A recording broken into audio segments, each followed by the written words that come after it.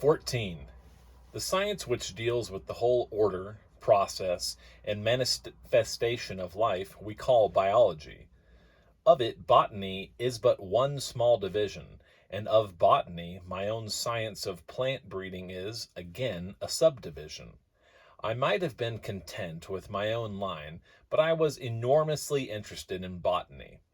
I might have stopped there, but there was no stopping for me. I had to know the fundamentals of biology. It is in the field of biology that most of the fierce battles of science are fought, because it is the science that undertakes to explain man to himself, and that is a sensitive point for all of us. I well remember the furor that was created by Darwin's Origin of Species, which set forth the master's theory as to the evolutionary development of all life from lower types. If Darwin had promulgated some theory about chemistry or astronomy or geology, or even if he had confined himself to pigs or dogs, he would have gone to his death unnoticed by the most of the world. But the moment someone said that Darwin found the professors and the businessmen and the preachers and the saloon keepers and farmers and laborers were descended from monkeys, they wanted to run him out of the community. Darwin did not say we were descended from monkeys, but that made no difference. It sounded something like that, and it was good, insulting, mean sort of phrase to get warmed up over. So the fight was on. As a matter of fact, I doubt if there would be, today, much of an argument between science and religion if the scientists would confine themselves to fish and guinea pigs and salamanders and ooze. The trouble arises when nature's law is shown to be universal, to apply as well to man as to the frog or the butterfly or the oyster. Man wants to believe that his intelligence and his ability to think and to have ideas removes him from what he always speaks of as the lower orders. He would much rather believe, as the old Greeks and Romans did, that his leaders and great men were descended direct from gods, and that he himself has natural privileges and prerogatives that are denied dogs. As I have said above, he certainly does have the power to adapt himself and improve his status and station, where the dog has a very limited capacity. But when I consider the use my dogs have made of the opportunities that were theirs, I can't feel very vainglorious about the superiority of man. There is no reason for a quarrel between science and religion, if you get down to the facts of both. The science that concerns itself with the laws of life and the religion that concerns itself with the laws of love can meet on every point. Biology has not solved more than the first few of its problems, but it is still working away in 1,000 laboratories and studies and gardens and clinics, and one by one it is adding to the code ordinances that are definitely demonstrable and have been and are being demonstrated over and over and over again.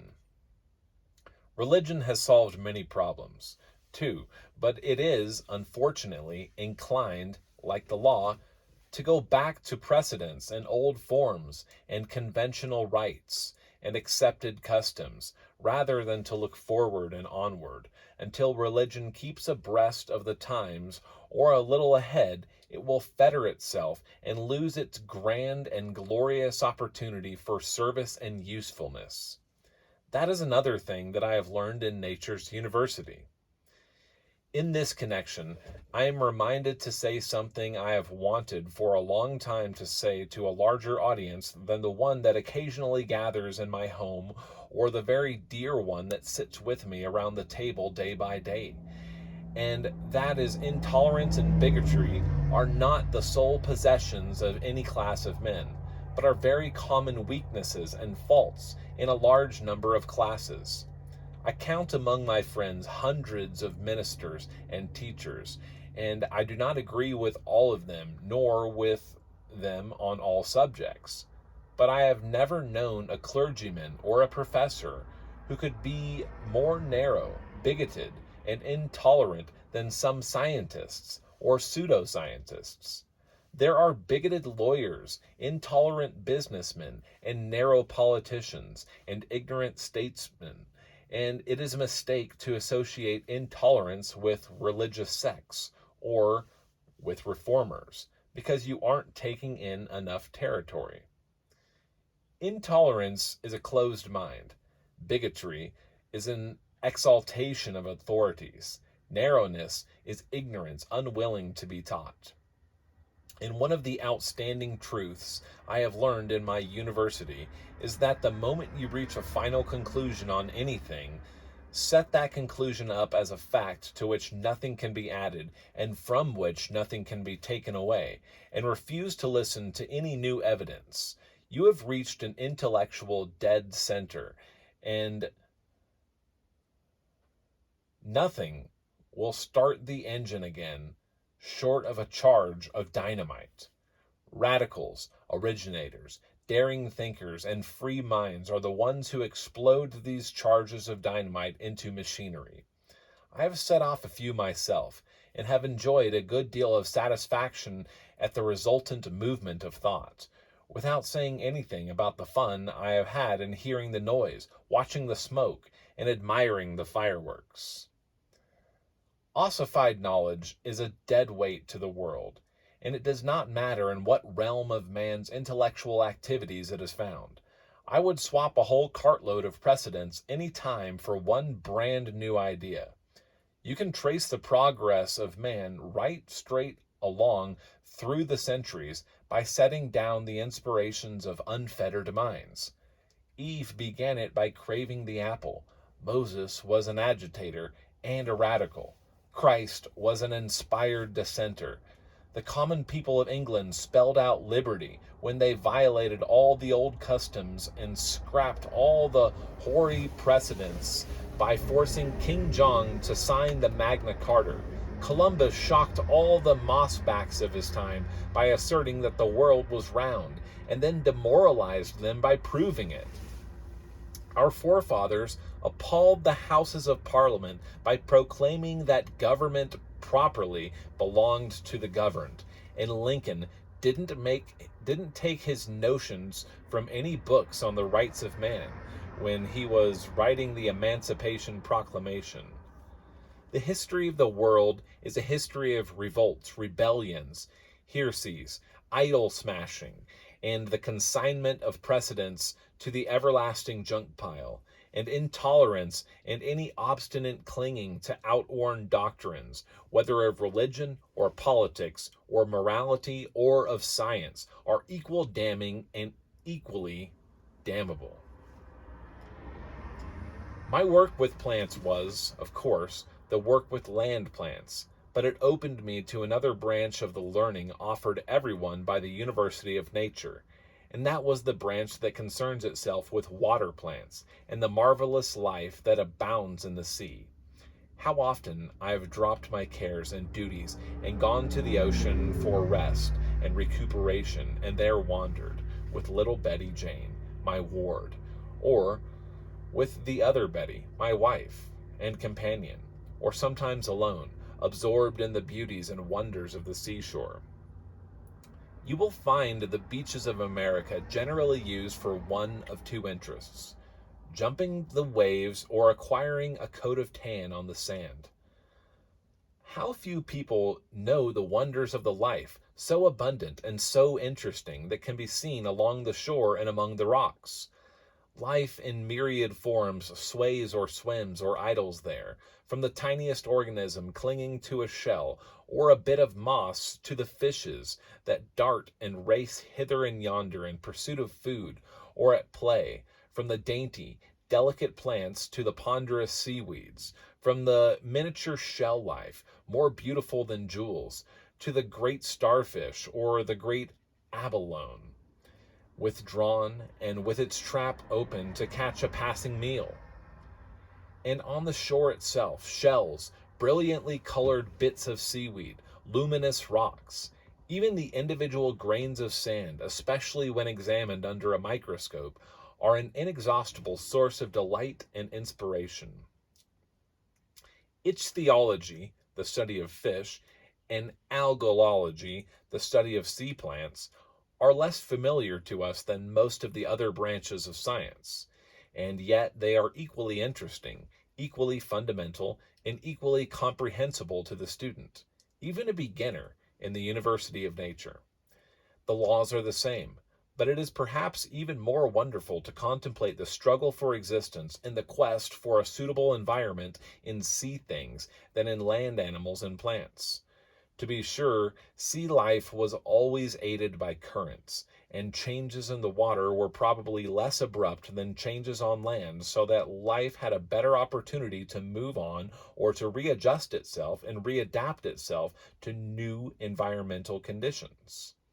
But when you consider the unbelievable variety of life in the seas of this planet, and when you realize that each must have certain conditions to make life possible, and that each must find its own food and its own place in which to grow, you cannot help but be impressed with the titanic nature of the struggle that has gone on through the ages from which have emerged these successful forms.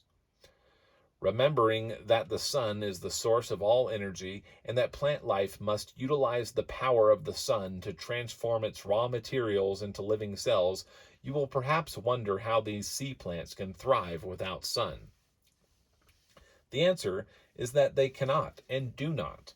The universal law is found to be true here. Direct rays of the sun do not fall on any sea plants except those that float on the surface.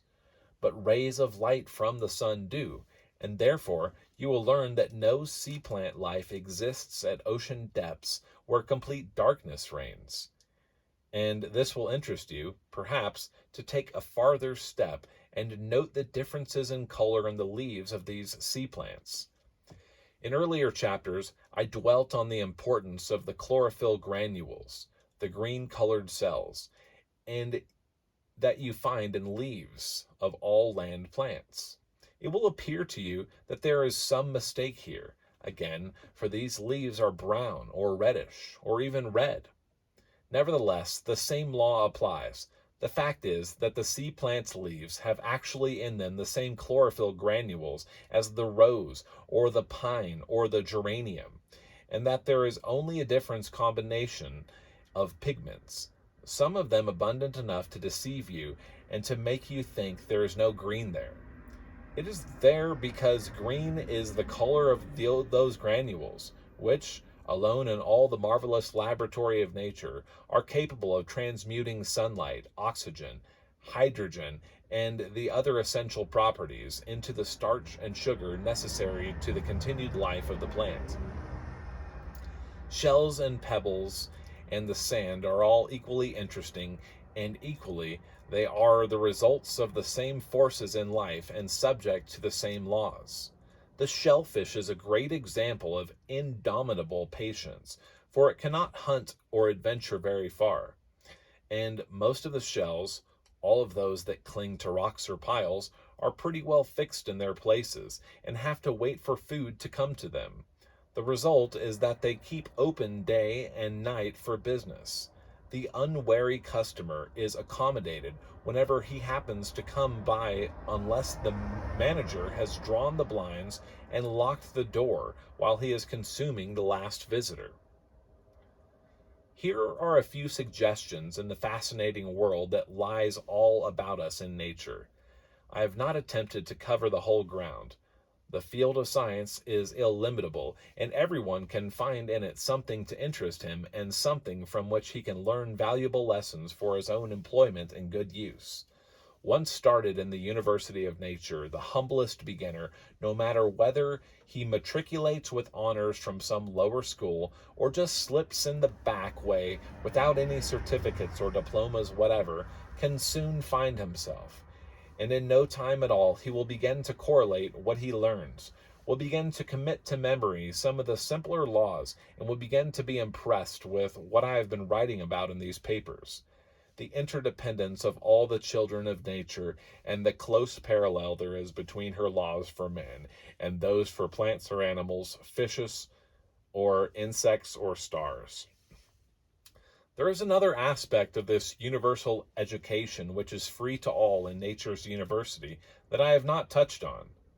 The fact that it is the magic key that unlocks the door for you to an understanding of and a sympathy with all the great minds of your time.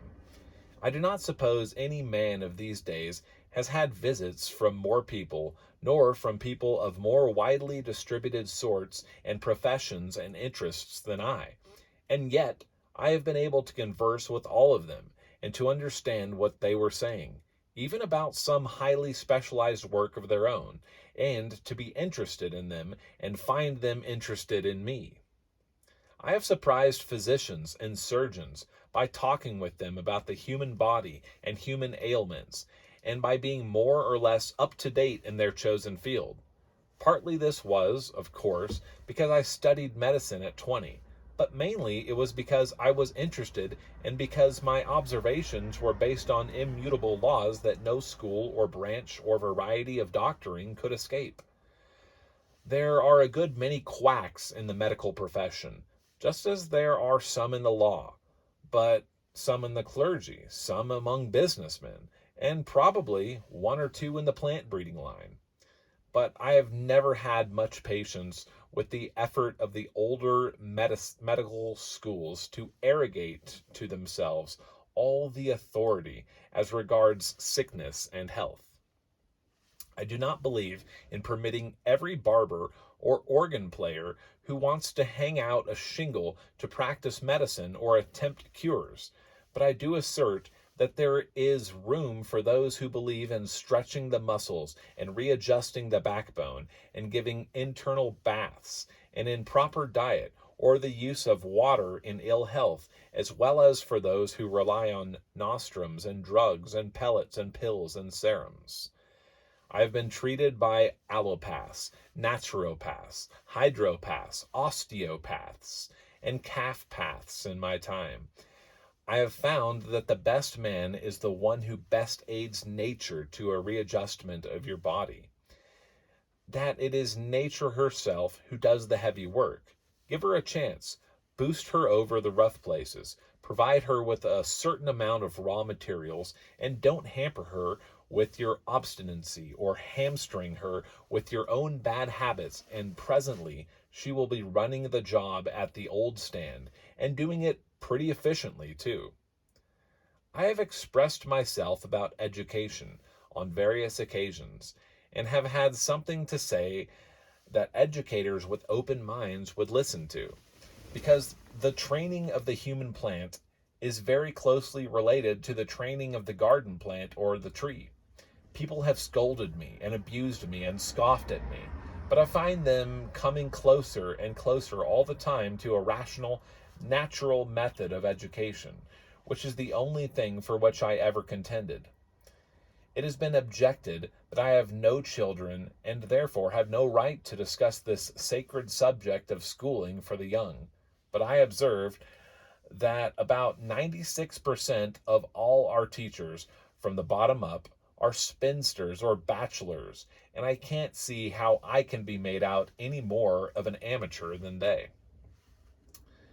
Did you ever think, what is the most pliable and the most precious product of all the ages? Not pigs, mules, books, locomotives, cotton, or corn, but children. Children respond to 10,000 subtle influences which would leave no more impression on a plant or on most grown-ups than they would on a sphinx.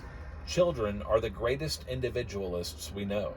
They are all different and all sensitive and easily molded and led.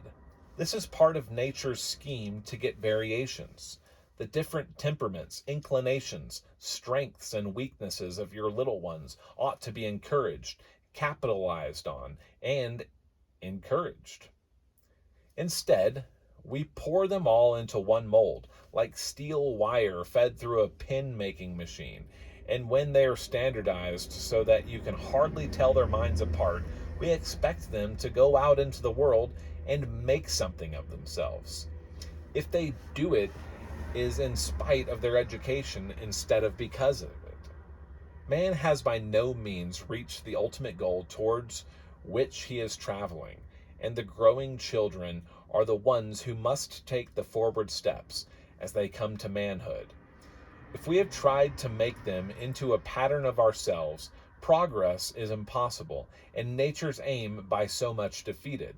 Let them drink in all that is pure and sweet. Don't stuff platitudes, sentimentalism, or dogma down their throats. And whatever you do, don't frighten them either of dark corners in the house or of dark corners in life. Let nature teach them the lessons of good and proper living. Put them in touch with the best contacts you know. Let them absorb truth and beauty and human brotherhood as the plant does sunshine and dew, and those children will grow to be the best men and women. Closely related to education nowadays, as well as to an increasingly wide field of other human activities, is the science of psychology. And here, my education in Nature's University has made me able to understand formulated laws and formulate a few premises of my own. Among my visitors have been several of the soundest psychologists of our time, and I have been intensely interested in them and in their points of view. We have had a working knowledge of psychology much longer than we have had a name for the science. I have found able psychologists among callers from East India, where they have thought for centuries along lines that we commonly consider metaphysical.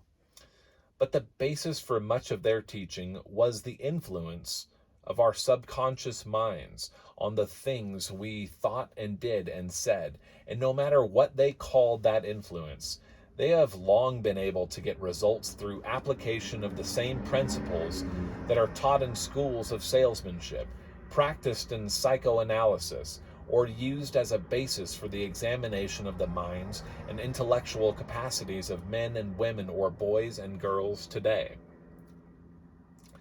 I believe that we have, perhaps, just about reached the end of this age of mechanical and chemical progress, which has been so astounding as to change the whole face of things, even in my own lifetime. I think it is not unlikely that there will come later an age when science will concentrate on the wonders of the mind of man and on the subjects that we now consider mystical and psychic. We have 5 senses, but all around us we see evidences that there may be a 6th sense, or some additional power of getting impressions and knowledge from without by another means than smelling, tasting, seeing, hearing, or feeling. Undoubtedly, here we have a great field to work in, a field now almost untouched. We may someday find psychology only the first of a great body of sciences concerning themselves with what is now but hinted at in the present stage of this department of knowledge. A world to which many of my inclinations call me is the world of art. From my earliest days, I wanted to express myself and my thoughts and what I saw through some medium other than speech, and I wrote news notes for our local papers, tried my hand at an essay or two, sketched with pencil, and finally painted a few small pictures. One of them, viewed now with the kindly, prejudiced eye of a man past 70, especially kindly and prejudiced when that man was the boy of 16 who painted it, seems quite good. It hangs on my bedroom wall, and once in a while I'm tempted to get a brush and some color and see if there is any way I can improve the legs of the cows standing in the stream in the foreground. I do not suppose I would have made a great artist, but I had a love for the work, and only a few years ago, when I was tired and needed relaxation, I copied a picture that pleased me in a magazine, and did it in oil, too. What I am leading up to is that I have always had a sense of color, and this sense has been sharpened and refined by my long association with the canvases nature paints. Artists have said that I had an astonishing understanding of color, if I have, it is not only because of my predilection that way, but because in Nature's University, the art course is by no means the least important or valuable one. Nature has taught man all he knows about art, or art, if that is the way you prefer to write it, and you will observe that when painters become too academic and get too far away from fundamentals, some young genius appears who has gone straight to nature herself for his source of inspiration. And there is a great swing back to a simple, natural, direct painting, without any bungling or frills that come only from the schools. My writing I have kept up from boyhood, and though I was so busy for 40 years that I had little time for records, since then I have set down many of my experiences, observations, and thoughts. When I needed to eke out my small income in the earlier years with outside revenue, I could always sell a paper or two to some newspaper or magazine. In addition to this, I have accumulated a vast store of manuscripts on my works and methods, enough to make a 5-foot shelf of books, I suppose, that I've never published. Not only have I been urged to write by the importance of what I had to say about my work, but my innate impulse to express myself was always active in me. And finally, Nature's University fairly pushes a man to his desk and a pen and a pad of paper because there are so many things observed that cry out to be written down. All these varied and ranging interests of mine, of a naturalist living close to the things of nature and impressed and inspired and enthused by them, have made me what I suppose you would be able to only to call a cosmopolite, a dweller in all the world. Even though I have not gone outside the immediate neighborhood of my home in Santa Rosa more than a score of times in my life, I have been in touch with the world. My interests have never been local. I have had the world brought to me by visitors from every land and from every walk of life, and I have kept abreast of things through the common interest I had with all, my interest in nature and her precious ways. Precious friendships have come to me in this fashion. To meet and know really great minds has been one of the keenest satisfactions of my life. None of my friendships have been measured by any other standard save the standard of true fineness and sterling character. Without exception, the men who have come to me and with whom I have built up friendships have been fellow students of mine in the University of Nature, because it was in the language of that school that I spoke, and it was only users of that tongue who could understand me or speak to me. The great-souled humanist, Thomas Edison, whose whole life has been spent in my university, and whom very few people know as he is, was my friend long before we met. His work, at first glance, was so entirely different from mine, was the same as mine, for where I worked with plants and he worked with forces and elements, but both of us to the one end that nature's laws might be codified, interpreted, and set to work for the betterment of mankind. Edison has chained the lightning and trained the illimitable energies of the earth to lessen man's burden. Approaching the subject from an entirely different angle, he came to fundamentals as surely and as straightly as I did, because both of us were nothing except as we sat at nature's feet and learned her lessons and applied them under her laws. There is no other door to knowledge than the door nature opens. There is no truth except the truths we discover in nature. We pride ourselves on our unmatched commercial and mechanical progress, but behind all business, all industry, all wealth are natural laws. The pity is that so few men take time to go back to original sources for interest and information, but that they are content to skim the surface, take their learning secondhand, and ignore the beauty and sublimity and serenity that are to be absorbed from the infinite expressions of life as nature unfolds them before us, if we look and listen and attend. In every man, no matter how ignorant or how hurried or how driven or how successful in other lines, there is a dormant love of nature and natural things.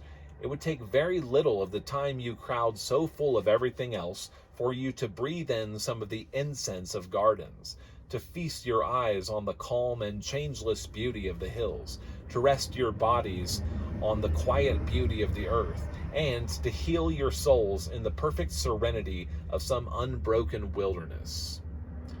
Well, I can only write, as well as I am able, a prospectus of the institution for you.